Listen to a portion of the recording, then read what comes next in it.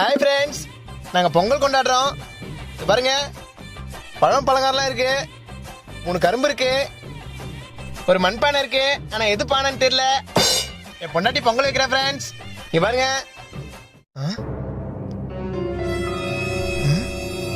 என்ன எடுக்கிறா?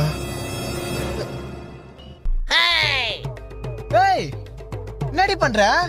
பொங்கல் செய்யறங்க. உள்ள வேற என்னமோ இருக்குது. ஏங்க, பானையில 2-3 கல்ல போட்டு கொஞ்ச நேரம் கழிச்சு பொங்குச்சுன்னா அதுக்கு பேர் தான் பொங்கல். விடுகதையா இந்த வாழ்க்கை.